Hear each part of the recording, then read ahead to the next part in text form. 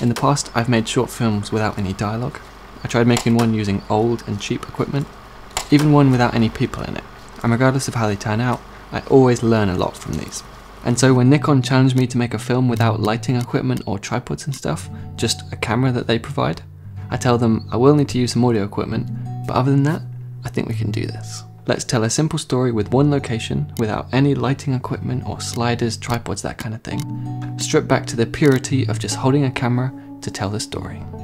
Now, I've rented plenty of cameras for individual projects over the years, but I do have to acknowledge that I once said about getting a new camera, I'm committing this to you right now, I will not buy something more expensive. That mentality has allowed me to hire actors and crew for projects instead of just buying new cameras. And I'm really happy with how that's turned out. So then I find myself with the opportunity to make another short film, and Nikon will give me the Z6 for free. Well, that certainly doesn't break my commitment. I will not buy something more expensive. Anyway, so the following week I'm talking to Tiara Westlake about story ideas that could work for this project. After a couple of hours playing with different scenarios and ideas, we come up with 2 characters and a vague beginning, middle and end. Now, I've read things that she's written before, so I know she's got the right style for this kind of story.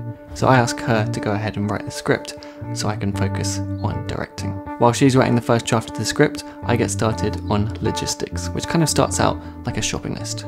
We need a kitchen to film in, actors, a small crew, costumes and props. Now that tends to expand very quickly into a to-do list, each item coming with its own set of tasks. Now, Alexa Rodriguez has been working with me for the last couple of years, helping produce whatever we're working on, and so she sets about looking for locations, which is our first priority.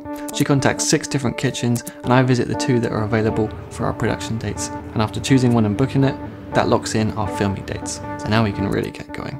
Alexa puts out the casting calls on Mandy, Star Now and Backstage, which means step 1 for finding actors is done. By now Tiara has finished the first draft, so we go through it together, bouncing ideas back and forth. Because at the moment this is my favourite way to work. I just love kind of critiquing and asking questions that help to hone the script down, much more than actually writing at the moment. Meanwhile, I'm watching show reels of the actors who have applied so far, and I'm doing a couple of camera tests because for the first time in about 5 years, I'm shooting a short film with a new camera.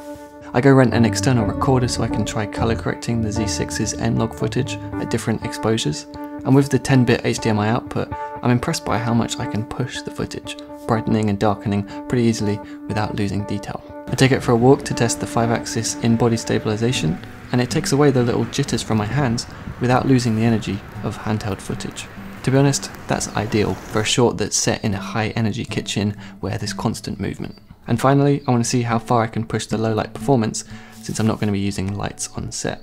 And for me, ISO 2500 is very usable. Now, the next couple of weeks are a blur. I visit the location with Elliot, our art director, so we can measure up and see which props are missing. We hold auditions, which are incredibly valuable, not just for selecting actors, but for seeing and developing different interpretations of the characters. It's all good fun. I set up a meeting with an experienced chef to get a sense of what a real working kitchen is like, and it gives us so much to think about. So I go and talk through each new draft of the script with Tiara, have meetings, calls, emails, to-do lists, shortlisting. It's intense, especially when one of the actors drops out, leaving us just 4 days before the shoot to find a replacement, especially when the rental company sends us the wrong HDMI cable and we have to get that sorted out really quickly, and especially when we're still negotiating with one of the actors at literally 9 PM on the day before the shoot. But we did it. And when we arrive on location early the next morning, everything's calm and goes smoothly. Not quite. The gate's locked, so we can't get in. We call up and there's no answer. It's a weekend, so they don't pick up the phone. My emergency contact also isn't picking up the phone, so at this point, I'm really starting to get a little bit concerned.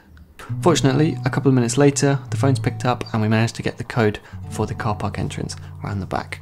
But now we're running a little bit late, so I'm walking through the space with Mari, our first AD. Elliot, the art director, is preparing the costumes for the actors who are about to arrive. Everyone's hands-on, clearing the counters in the kitchen while Elliot brings in the food and extra props. After introducing the actors to the crew, we get them familiarised with the kitchen, because everything's got to look like second nature, so we're talking through where each character's station will be and where the key moments will take place. In the meantime, Tomas, our sound recordist, is testing the ovens, trying to minimise the sound of the loud extractor fans that have to be switched on for the gas to work. Although we spend a good couple of hours setting up that first shot, we're then able to start knocking out the coverage pretty quickly. That's the benefit of not using extra equipment along with the camera. The truth is, while I have done plenty of prep for the main characters, it's a real challenge keeping track of what needs to happen off screen. Which character is supposed to be in the background at which point, and what are they supposed to be doing. I didn't have that fully mapped out, and that slowed us down. You can see at times I look pretty flustered. I definitely underestimated the complexity of a shoot like this. My memories from this first day of shooting are a little bit hazy, you know, like I have a rough idea that things went pretty smoothly, but there was definitely a lot of internal panicking from my side. By the end of the day, we're pretty much caught up and on schedule, although I'm very aware that the second day has pretty much all of the most challenging parts to film, and possibly some reshoots from day one. So we wrap, and I rush home to look over the footage to see if we need to shoot pickups. After watching everything, I can see there are only 4 shots that need to be reshot or added, and they're pretty simple, which is really good. So I can spend the rest of the evening just combing through the rest of the script, making really detailed notes about what each character will be doing at any given second, even if they're not on screen. And that's where we're going to leave it for this week, so stay tuned for part 2, where we'll be talking about day 2 of the shoot, and of course post-production, so sound, colour grading, editing, all that good stuff. And of course, you'll be able to see the finished short film. So please do keep an eye out for it. I'll put a link to it when it's up. And that's it for this week. I'll see you next time.